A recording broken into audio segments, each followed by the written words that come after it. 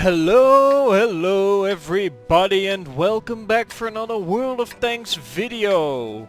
Today we are going to take a look at a replay sent in by Korsakoff. He is playing in his IS-8 and he is platooned up with Lord Doom, who's playing in his E-75. Now we are going to see them play here.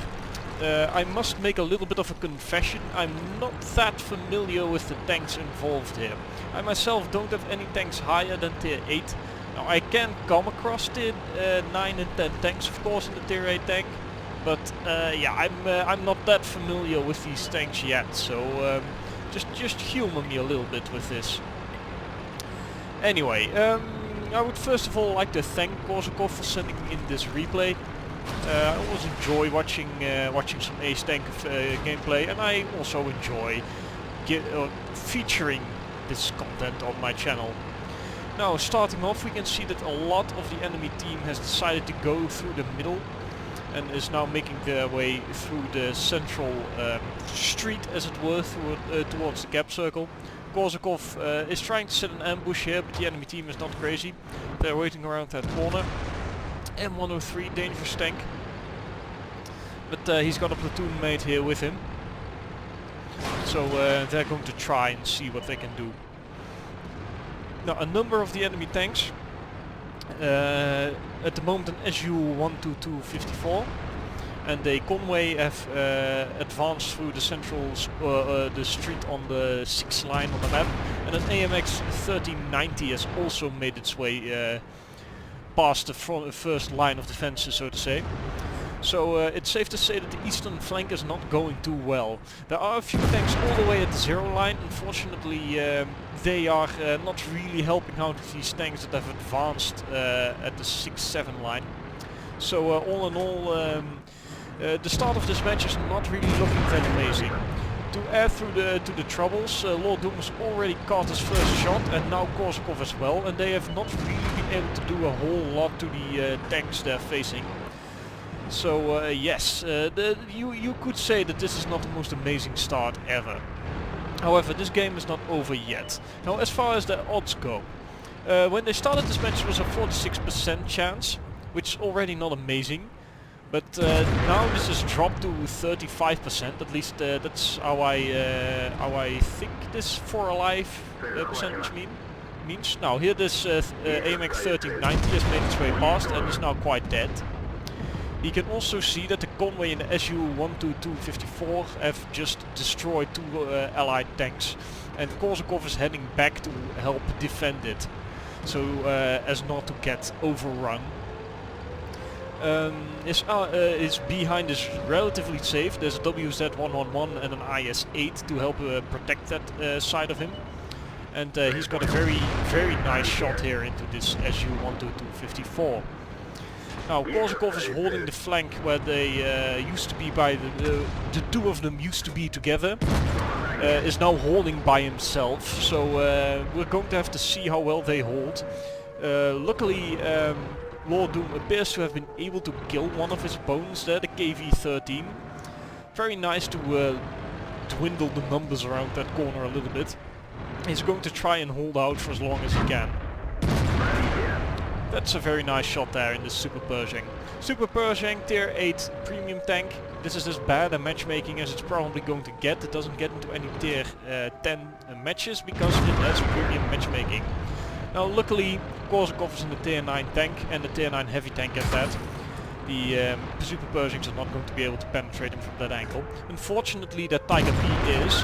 That Tiger 2 gets very brave and catches a shot in the side. Very juicy shot there. 474 damage, very nice for this gun. 440 alpha, so quite nice.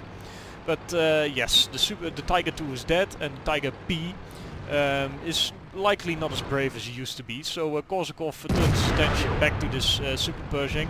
Gets a bit of an unlucky bounce. I would say it's an unlucky bounce. I think he would have a decent chance to penetrate the Super Pershing frontally, but unfortunately this is not the case.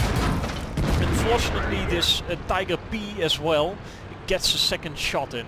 I am expecting him to die in the very foreseeable future though. That's the second time he's poked out in front of this WZ-111 and the IS-8, so it really shouldn't be too much of an issue at this point. The second Super Pershing is making its way around now, and Korsakoff decides to use the superior speed of this IS-8 and flank around the Super Pershing to try and get his rear, as he can get as well. Gets a rather nice shot again into the back of this tank, tries to ram it to death. Unfortunately this is not to be. Tries to aim for a weak spot, eventually decides fuck it and just shoots and puns the front. Oh, there's a Type 61 on the side. IS-8 in the town has been able to clean up what is left. Unfortunately I missed the moment where Lord Doom died, but he was able to take one other tank with him there on that flank, together with the tanks that were there. Also naming this other IS-8, they were able to clean up the town. Or the city I should say. The town is where Korsakoff is at now, at least in my impression. His track blown off, but he decides to keep moving. One thing that could still be bad if he catches several shots of the artillery at this point, but all in all this should be a win from this point on. An object for, what is it, 416? Yes. Another IS-8, an STA-1, an SU-12244. These tanks should very easily be able to deal with one tier 7 artillery. The real question is who is going to be able to kill him first. Is it Korsakoff or is it going to be some of the other tanks? Now it's unlikely that the objects, the STA and the SU are going to find him, but it's possible the IS-8 is going to find him. So let's see. And it is Korsakoff that finds him. The Crusader misses, not that it really matters that much, because yeah, Korsakoff has plenty of health. And that's that. So here we are in the post-game stats, and you can see I already hinted at this, I pretty much told you that this was already an ace tanker, but this was a very nice match for Korsakoff indeed. We can see that he also got the spotter ribbon. Apparently he got a fair bit of spotting damage as well. We're going to see a little bit later how much that was. It will do a fair bit of module damage as well, and a very large amount of penetrating shots, which is of course always nice. You can see that Korsakoff came second on damage done, but by far got the most experience in this match. The other IS-8 also did a very good job, as we saw in the replay. The other IS-8 was able to clean out the town. Always very nice. 1200 base experience is of course very nice. Becoming 1900 experience for Korsakoff in his premium account. Take a look at the detailed look here. We can see that Korsakoff was able to block 1100 damage with his armor, but also did another 1600 assistance damage, which is very nice. All in all, Korsakoff made a very nice profit in this match, and yes, I found it very entertaining to watch. Now we can see that Lord Doom also did quite well. He was able to do almost 1700 damage. And yeah, also came, what is it, 6th on team. Which, considering that he was pretty much alone versus 3 tanks, should be quite commendable as well. All in all, again, I would like to thank Korsakoff for sending in the replay. And I would like to thank everybody watching.